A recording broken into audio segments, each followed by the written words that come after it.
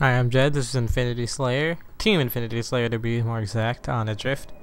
Infinity Slayer. There's so many Haven gameplays. I'm just gonna separate them like gameplays like these, like Adrift and Solace and Abandon.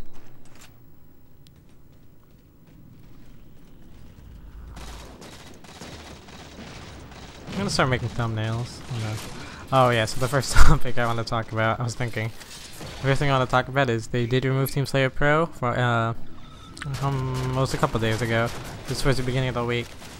They said on the Waypoint, which is 343's website, that they were going to add either that in or MLP playlists or both. An improved version, not sure what they're improving on. I didn't know there needed any changes. I mean, obviously, I'm gonna enjoy MLG game types more. There'll be more maps and there'll be less stupid maps. I do enjoy some aspects that aren't included, or that are in Infinity Slayer that aren't included in Team Slayer Pro. I also enjoy, I think the idea of having Odin shops just not as strong. Like I've seen MLG game types played, where like your Odin's options are like either the railgun or the sticky detonator is down, and like jetpack and hard light shield is the other option, which is cool. When this game first came out, when I found out the jetpack was really like not as good, I kind of wanted it as a starting ability, but that's all gone. I really don't want that to happen. I realize how like as skillful and fun making jumps are, like cool jumps, and in Halo 4 there's actually a lot more than there was in Reach. So I think we should put an emphasis on learning those, because I love that about, you know, Halo 3. There's a lot of jumps that were really cool, and they were really useful. A lot of practical jumps that also look awesome when you do them. So I mean, I kind of want that back, personally.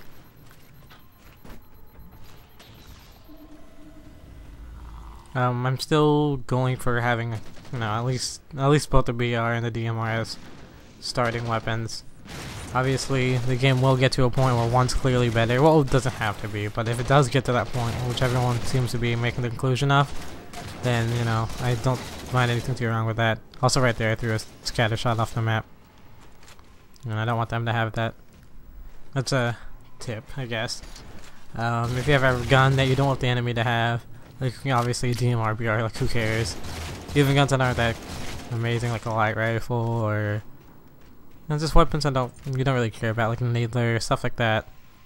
You shouldn't really make the effort to do that. But for guns like, you know, the shotgun, scatter shot, sword, sticky detonator even, you should make the effort to throw it off the map so they can't have it. Because it gets really annoying when you know, your teammates are getting ordinances, or it's you, and you're constantly giving, you know, the ridiculous guns you pick to them.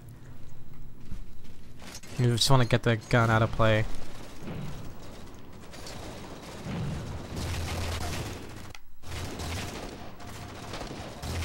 Right there, I shouldn't have challenged, but I thought I could have put better shots. I didn't expect him to rush me there, which is why I jumped out. I expected him to be kind of standing back, or throwing a nade. Unfortunately, he just rushed me. That was a hologram.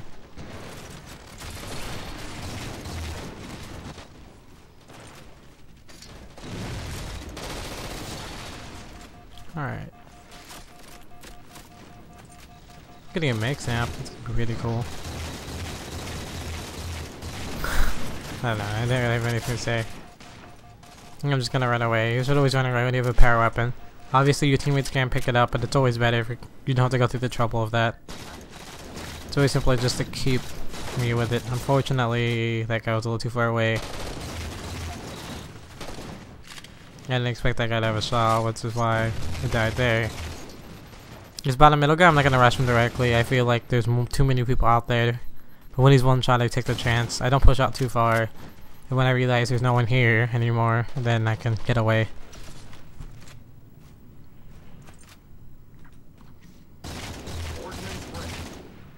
It's a sight line that you can't get with the BR. Keep that in mind. Here I'm about to come out with a beam rifle. This verse starts getting pretty okay. Here, last video, in the Solace one, I talked about sniping, and here's a prime example of, not right here, but keeping the scope like slightly away from the corner. That way you have time to line up the shot, but close enough to where they stop. They're not ready to strafe. and you're able to, you know, they'll run into your scope. Like right here. That's a little too close, as you can tell right there. You get the snipe, fortunately.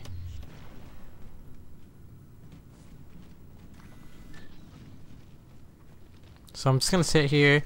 I'm gonna be a nuisance. I'm not gonna let them get up here because where I am, whatever you want to call it, attic, or you can be like ninja and call top, kind of weird name.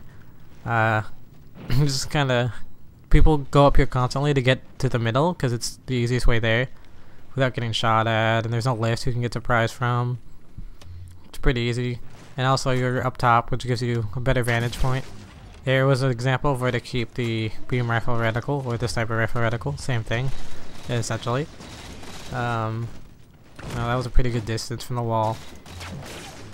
I thought that was a headshot, but watching it again, it wasn't. So I'm gonna just peek around the corner. I already have the scope out that way, because you don't get shot out of the scope. I was ready to kill him. I start pushing out of that area when I get bored. It's not really the best decision as terms of winning, but in terms of having fun, which is what I'm having. I decided to push out. Still have a shot left. Let's see what I do. When you're a sniper though, you don't want to go to the enemy unless you're being too passive, then you can surprise them. But essentially you want them to come to you if they're good players. They shouldn't have pushed out there. I realize there's too many people there. When there's too many people, just cut your losses. You might not get the kill, but staying alive is way more important. And in that case, you know, it wouldn't have made a difference. Like what I did didn't make a difference. I didn't get a kill, and no one cleaned up my kill. I saw that guy run past me, but I made sure. I got lucky. He didn't really do anything. I managed to clean up my kill. I'm gonna rush this guy because there's no one there. The only times you want to push, that was unlucky. I mean, that was too bad. Like that was a lack of skill on my part from dodging grenades. But when there is few players, like there's no one protecting the other guy and no real danger, that's when you want to push. So that's the end of the game. Please like, comment, or subscribe if you enjoyed. Bye bye.